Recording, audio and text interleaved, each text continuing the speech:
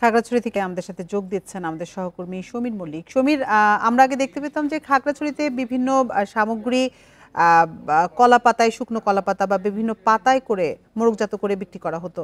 এখন সেখানে পরিস্থিতি কেমন দেখছেন? সেখানে কি এই নিষিদ্ধ পলিথিন সেখানে পৌঁছে গেছে কিনা?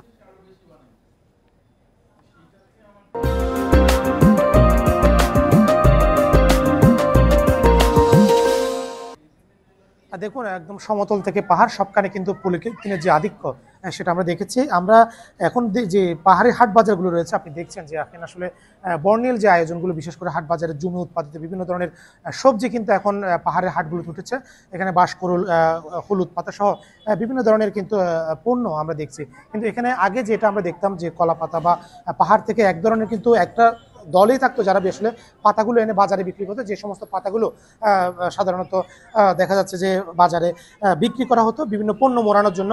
কিন্তু এখন সেই বাস্তবতাটা পরিবর্তন হয়ে গেছে। এখন আসলে আমরা দেখছি গ্রাম থেকে সহ সবখানে পলিথিনের একটা আধিক্য, মূলত এটা সহজলভ্যতা এক কারণে এ ধরনের কাজটা হয়েছে। বিশেষ করে পাহাড় একটা সময় কিন্তু পলিথিনের থেকে কিন্তু অনেকটাই মুক্ত ছিল, কিন্তু এখন আমরা যে বিষয়টা দেখছি পলিথিন থেকে কিন্তু এখানকার মানুষও কিন্তু দূরে নেই, তারাও কিন্তু পলিথিনের ব্যবহারটা করছে, যে কারণে আসলে একদম দুর্গম পাহাড় পর্যন্ত পলিথিনের যে ব্যবহার সেটা কিন্তু ছড়িয়ে গেছে। এবং আমরা পাহাড়ের হাট বাজারগুলোতে বিশেষ করে অনেক সময় এখনো কিছু কিছু জায়গায় যে আসলে তারা পাতাগুলো বিক্রি করে, পাতায় করে তারা কিন্তু যে পণ্য সেটা বিক্রি করে, কিন্তু এখন সেই বাস্তবতাটা পরিবর্তন হয়ে গেছে।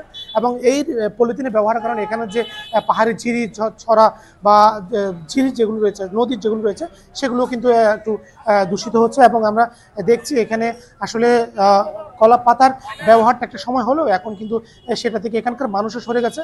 মূলত সহজলভ্যতার কারণে মানুষ পলিথিন ব্যবহারের দিকে ঝুঁকছে। একটা সময় কিন্তু এখানে মানুষ খুব বেশি পলিথিন ব্যবহার করতো না। এবং আমরা দেখছি বিভিন্ন জুমে যারা চাষাবাদ করতো তারাও কিন্তু দেখা যাচ্ছে যে বিভিন্ন পাতায় করে পণ্যগুলো মুড়িয়ে বিক্রি করতো। বিশেষ করে এখানকার বেশ কিছু পণ্য আছে, বিশেষ করে বাঁশকরুল সহ বিভিন্ন যে পণ্যগুলো আছে সেগুলো পাতায় করে বিক্রি করাটা সুবিধাজনক ছিল। কিন্তু আমরা দেখছি দিন যত যাচ্ছে আসলে পলিথিনের যে ব্যবহার সেটা কিন্তু ক্রমাগত বাড়ছে। এবং আমরা যদি আপনাকে সরাসরি দেখাতে চাই, এখানে এক ধরনের একটা পাতা রয়েছে, পাতাগুলো দিয়ে কিন্তু এই যে আলুটা রয়েছে সেটা কিন্তু মুড়িয়ে এভাবে বিক্রি করা হচ্ছে। এই ধরনের পণ্য কিন্তু একটা সময় বিক্রি হলেও ধীরে ধীরে কিন্তু এটার যে বিক্রি করার যে প্রবণতা সেটা কিন্তু ক্রমশ কমছে। মূলত মানুষ পলিথিনে করে যে বিক্রির যে একটা মানুষের মধ্যে যে একটা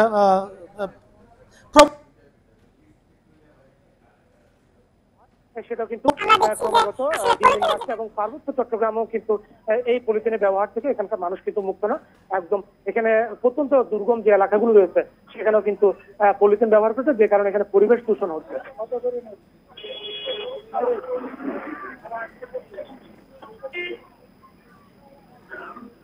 খাগড়াছড়ি থেকে পলিথিনের ব্যবহার নিয়ে জানাচ্ছিলেন সহকর্মী সমীর মল্লিক।